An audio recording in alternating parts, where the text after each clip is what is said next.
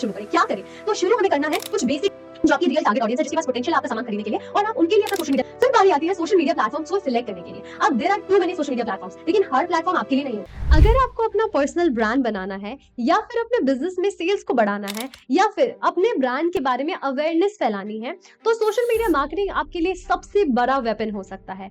और आज इसी के बारे में हम इस वीडियो में बात करने वाले हैं।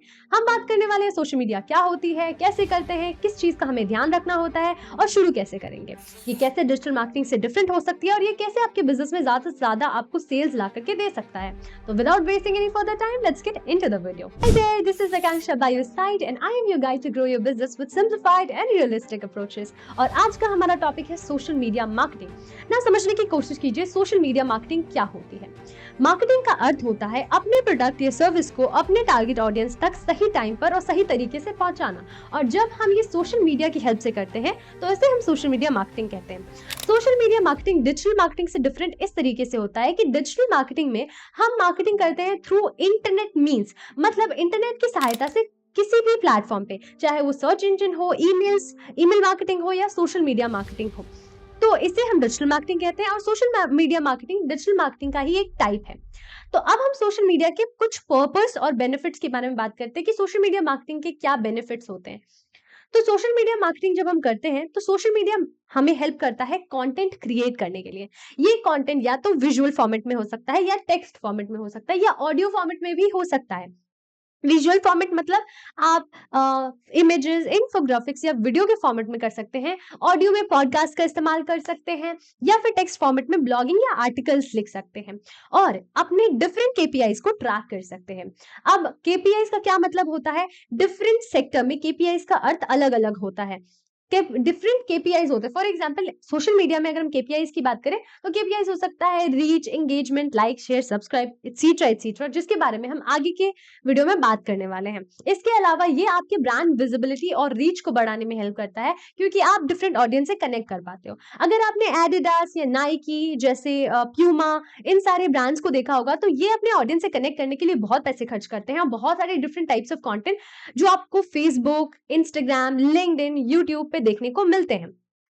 इसके अलावा ये हमें हेल्प करता है अपने कस्टमर से एंगेज करने के लिए और रिलेशनशिप्स बनाने के लिए। एंगेज कैसे करते हैं? जैसे हम लाइव जाते हैं डिफरेंट प्लेटफॉर्म्स पे तो वहां हम अपने कस्टमर के प्रॉब्लम को समझ सकते हैं, उनकी क्वेरीज को सॉल्व कर सकते हैं। इसके अलावा हम कमेंट सेक्शन में भी उनकी क्वेरीज को सॉल्व कर सकते हैं। इसके अलावा जो हमारी कस्टमर जिन प्लेटफॉर्म्स पर और जिस कंटेंट से एंगेज करती है हम वहां जाके भी उनसे कनेक्ट कर पाते हैं।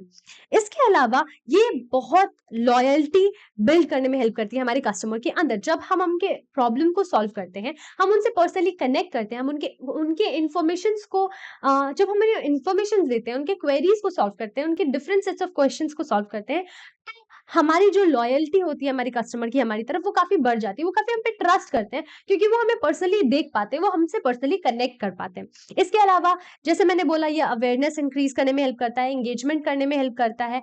इसके अलावा हम यहाँ पर सोशल मीडिया की हेल्प से कैंपेन्स क्रिएट कर सकते हैं और अपने कंटेंट को और प्रोडक्ट को प्रमोट कर सकते हैं।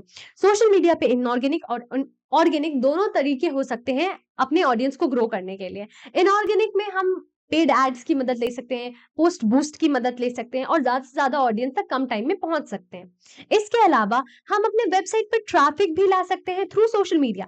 मतलब हम सोशल मीडिया पे अपने ऑडियंस को बोलेंगे कि आप जाकर के हमारे वेबसाइट से ये प्रोडक्ट या सर्विस परचेज कर सकते हैं और उसका लिंक हम डिस्क्रिप्शन बॉक्स या कमेंट सेक्शन में दे देंगे।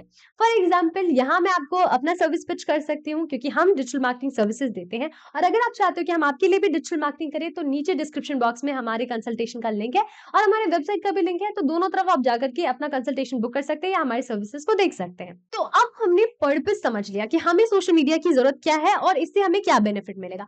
अब बारी आती है कि हम इसे शुरू कैसे करें, कहां से शुरू करें, क्या करें। तो शुरू हमें करना है कुछ बेसिक्स को समझने से। हमें सोशल मीडिया के कुछ बेसिक्स को समझना पड़ेगा। बेसिक्स जैसे कि हमें सोशल मीडिया पे अपने टारगेट ऑडियंस को आइडेंटिफाई करना पड़ेगा। हमारी टारगेट ऑडियंस दुनिया का हर व्यक्ति नहीं है। यही डिफरेंस है ट्रेडिशनल डिजिटल मार्केटिंग में और मॉडर्न डिजिटल मार्केटिंग में। ट्रेडिशनल मार्केटिंग में हम क्या करते हैं, बिलबोर्ड्स लगाते हैं, पैम्पलेट्स बांटते हैं और रैंडमली किसी को भी बांटते हैं। इससे क्या होता है कि हमारे पैसे बहुत ज्यादा वेस्ट होते हैं, टाइम बहुत ज्यादा वेस्ट होता है और हमारी सही टारगेट ऑडियंस तक नहीं पहुंच पाता, ठीक है, सबकी तरफ जाता है। बट यहाँ पे जो है आप अपने ऑडियंस को आइडेंटिफाई कर सकते हैं, जो आपकी रियल टारगेट ऑडियंस है, जिसके पास पोटेंशियल है आपका सामान खरीदने के लिए, और आप उनके लिए अपना सोशल मीडिया पे कंटेंट बना सकते हो। आप टारगेट ऑडियंस को आइडेंटिफाई कैसे करोगे? उनका नेम नहीं, एज, जेंडर, उनका डेमोग्राफी, साइकोग्राफी, बिहेवियरल पैटर्न, उसका उसका ज्योग्राफी कैसा है, उसका बाइंग इंटेंट कितना फ्रीक्वेंट है, किस तरीके के चैनल्स पे जाकर के वो टाइम स्पेंड करता है, किस तरीके की म्यूजिक सुनता है, किस तरीके के सीरियल्स देखता है, किस तरीके के मैगजीन्स पढ़ता है, किस तरीके के कैफे में जाना पसंद करता है। इस तरीके से हम अपने टारगेट ऑडियंस को ढूँढ सकते हैं। अब आप सोचोगे, कोई इंसान कौन-सा म्यूज़िक सुन रहा है, इससे मेरा अ, एक प्रोडक्ट बेचने में क्या हेल्प होगा? मतलब अगर मैं लैपटॉप्स बेचता हूँ, तो मेरा ऑडियंस स्पॉटिफ़ाई पे कोई सॉन्ग सुन रहा है, तो इससे मेरा क्या फ़ायदा होगा? तो आपने देखा होगा कि अगर हम बात करते हैं स्विगी की या फिर हम बात करते हैं ज़ोमैटो की, तो वो हमें हमारा इंटेंट जानता है। उन्हें ये पता होता है कि हम सबसे ज़्यादा कहाँ पे टाइम स्पेंड करते हैं, हमें स्पॉटिफ़ाई पे कौन-सा गाना पसंद है। जिस गाने को हम सुनते हैं, उस गाने पे वो ऐड चला देता है।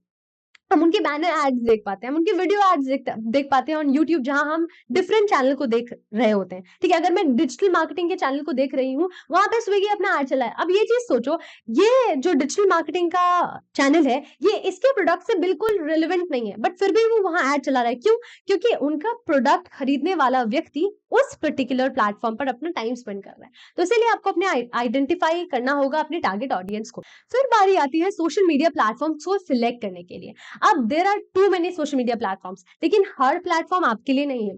जैसे आपकी बॉडी को पता है कि आपकी बॉडी के लिए कौन सा खाना है, दुनिया में बहुत सारे तरीके के खाने होते हैं, लेकिन सारे खाने आपके लिए नहीं। कुछ फूड से आपको एलर्जी होगा, कुछ फूड आपको पसंद नहीं होगा, कुछ फूड किसी सीजन के लिए अच्छा नहीं होगा। इसी तरीके से आपको अपना प्लेटफॉर्म भी सिलेक्ट करना है। अगर फॉर एग्जाम्पल आपकी जो टारगेट ऑडियंस है वो थोड़ी एज्ड ग्रुप है, तो आप फेसबुक पे जा सकते हो। एज ग्रुप है तो आप सोशल मीडिया पे, इंस्टाग्राम पे जा सकते हो। अगर आपकी ऑडियंस को लंबी वीडियोस देखनी पसंद है या इन्फॉर्मेशन ज़्यादा लेना पसंद है, आप यूट्यूब पे जा सकते हो। अगर आपकी ऑडियंस बहुत प्रोफेशनल है, तो आप लिंक्डइन पे जा सकते हो। इस तरीके से आपको अपना प्लेटफ़ॉर्म सिलेक्ट करना है। फिर सोशल मीडिया प्रोफाइल्स बनाने हैं जिन प्लेटफ़ॉर्म्स को आपने सिलेक्ट किया है। अब ज़रा समझने की कोशिश कीजिए। डिफरेंट सोशल मीडिया पर जो प्रोफाइल्स होते हैं, वो डिफरेंट तरीके के होते हैं। इंस्टाग्राम पे आप जाकर के देखोगे तो आपको अपना बायो, सीटीए, आपका काम देखने को मिलेगा, आपको अपना प्रोफाइल पिक्चर लगाना पड़ेगा, फिर हाइलाइट सेक्शन आएगा जिसमें आप अपने डिफरेंट हाइलाइट्स, जैसे कि अपना अचीवमेंट, अपने टीम के बारे में, अपने काम के बारे में दर्शा सकते हैं। अगर आप लिंक्डइन पे जाओगे तो आपको एक बैनर पीछे लगाना होगा, आगे आपको प्रोफाइल लगाना पड़ेगा, उसमें आपका अबाउट सेक्शन होगा, उसमें आपका एक्सपीरियंस सेक्शन होगा, उसमें आपका मतलब आपका जो हेडलाइन होगा वो सेक्शन होगा। यूट्यूब पे इस तरीके से डिफरेंट होता है, तो डिफरेंट डिफरेंट प्लेटफॉर्म पे डिफरेंट तरीके की प्रोफाइल्स ऑप्टिमाइजेशन होता है, तो डिफरेंट प्रोफाइल को आपको ऑप्टिमाइज करना है अकॉर्डिंग टू प्लेटफॉर्म्स। फिर आता है डेवलपिंग कंटेंट। अब देखिए, अब कंटेंट आपने प्रोफाइल ऑप्टिमाइज कर लिया, अब आपको बनाना है कंटेंट अपने ऑडियंस के लिए। तो कंटेंट बनाने के लिए आप क्या करोगे? कंटेंट बनाने के लिए आपको अपने गोल्स और ऑब्जेक्टिव डिफाइन करने पड़ेंगे। हर कंटेंट का अपना गोल्स और ऑब्जेक्टिव होता है। कुछ कंटेंट लीड जनरेशन के पर्सपेक्टिव से बनाया जाता है, कुछ कंटेंट अवेयरनेस के पर्सपेक्टिव से बनाया जाता है, कुछ कंटेंट बनाया जाता है वेबसाइट ट्रैफिक के पर्सपेक्टिव से, और कुछ जो कंटेंट होता है वो सेल्स के पर्सपेक्टिव से बनाया जाता है। तो आपका कौन सा गोल्स और पर्सपेक्टिव है? फिर एंगेजिंग कंटेंट क्रिएट करना। अब एंगेजिंग कंटेंट क्रिएट करने के लिए क्या ज़रूरी है कि आप इंस्पायर हो बड़े-बड़े क्रिएटर्स से जो आपके नीश के अंदर हैं। आप देखिए कि वो किस तरीके के कंटेंट बनाते हैं, इससे आपको पता लग जाएगा कि आपकी ऑडियंस किस तरीके का कंटेंट देखना पसंद करती है। फिर अपना पर्सनल टच देके यूनिक वे में आप उस कंटेंट को थोड़ा फनी, एंगेजिंग बना सकते हैं। आप अच्छे कैमरा का इस्तेमाल कर सकते हैं। आपकी ऑडियो बहुत क्लियर होनी चाहिए। अच्छे विजुअल्स का इस्तेमाल कीजिए, एडिटिंग का इस्तेमाल कीजिए। अच्छा एडिटिंग जो हर मिनट पे कुछ लोगों को अट लोगों का अटेंशन ग्रैब करे। इसके अलावा विजुअल कंटेंट को यूटिलाइज़ करना बहुत ज़रूरी है। मैं ऐसा नहीं कह रही कि टेक्स्ट फॉर्मेट में कंटेंट काम नहीं करता, बट विजुअल कंटेंट जो है वो ज़्यादा अच्छे तरीके से काम करता है। फिर आता है प्रमोशंस। अब समझने की कोशिश करो। लोग मुझे ये बोलते हैं कि हमने कंटेंट क्रिएट करना शुरू किया बट कोई सेल्स नहीं आ रहा। तो समझिए, अगर आप ऑर्गेनिक वे में जाते हैं तो ऑफ कोर्स टाइम लगता है, कम से कम 6 महीने लगता है ऑडियंस को आपको पहचानने में। अब अगर आप चाहते हो कि आपको जल्दी थोड़ा रिजल्ट मिले तो आप प्रमोशंस कर सकते हो, आप पैसे लगा सकते हो, इनऑर्गेनिक वे में जा सकते हो। अब उसके लिए आपको क्या करना है, आपको पेड एडवर्टाइजिंग के लिए यूटिलाइज करना है अपना बजट। अब पेड एडवर्टाइजिंग कैसे होता है? पेड एडवर्टाइजिंग काफ़ी अलग-अलग चैनल से हो सकता है। कैसे? आप पेड एडवर्टाइजिंग के लिए सर्च इंजन ऑप्टिमाइज़ेशन पे पैसे खर्च कर सकते हैं। आप पे पर क्लिक ऐड लगा सकते हैं, जहाँ पे आपको तब पैसे पे करने हैं जब आपका ऐड पे कोई इंसान क्लिक करेगा। फिर डिस्प्ले ऐड लगा सकते हैं, आप बैनर ऐड लगा सकते हो। जब आप वेबसाइट पे जाओगे तो आप देखोगे कि डिफरेंट बैनर्स लगे हुए हैं डिफरेंट अदर सर्विसेज़ की। ये आपके कस्टमर के अंदर आपके लिए अवेयरनेस जनरेट करता है। फिर सोशल मीडिया ऐड लगा सकते हैं, जैसे लगाया जाता है। फिर आता है कि अपने टारगेट ऑडियंस को पहचान करके और उनके इंटरेस्ट के हिसाब से एक एंगेजिंग मैसेज क्रिएट करना। बहुत सारे लोग मुझे ये भी बोलते हैं कि मैम हम तो ऐड भी लगाते हैं, फिर भी सेल्स नहीं आता है। क्यों? क्योंकि या तो आपका ऐड सही टारगेट ऑडियंस तक नहीं पहुँच रहा है, या तो आपके एड्स में विजुअल सही नहीं है और उसका इंटेंट सही नहीं है। आपकी कॉपीराइटिंग सही नहीं है, या फिर आपका एंगेजिंग हेडलाइन सही नहीं है। तो अपने ऑडियंस के रिक्वायरमेंट और नीड्स के हिसाब से ही एड्स चलाइए और उसमें एड कॉपी लिखिए। फिर इन्फ्लुएंसर्स को लेवरेज करना बहुत ज़रूरी है। आज के डेट में influencers are the real heroes.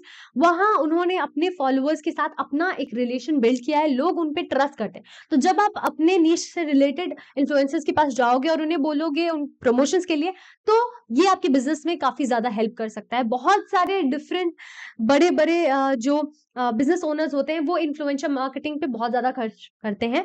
अगर आप चाहो तो इन्फ्लुएंसर्स को हायर कर सकते हो ऑन डिफरेंट वेजेस, या फिर कोलैबोरेशंस हो सकता है, बार्टर कोलैबोरेशन होता है, पेड कोलैबोरेशंस होता है, डिफरेंट तरीके से होता है। ट्रेनिंग पर जाकर के आप इन्फ्लुएंसर्स को हायर भी कर सकते हो। इसके अलावा परफॉर्मेंस को ट्रैक और मेजर करना बहुत ज़रूरी है।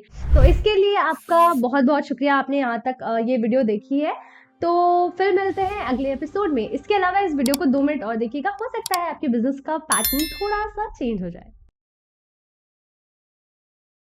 If you are a doctor, dentist, nutritionist, real estate agent, or any other business owner who are running a serious business, what if I tell you that all of your problem can be solved by only one thing, and that is digital marketing? Well, that's exactly what I'm going to be teaching you in my on-demand workshop, that is Complete Digital Marketing for Business Owners. You're going to be learning what is digital marketing, how to implement it in your business with two for free in a convenient way. Oh wait, but this free workshop will be only free for the next 50 customers. So if you register right now, you will get bonuses worth more than 10,000 rupees. So click the button below and register now.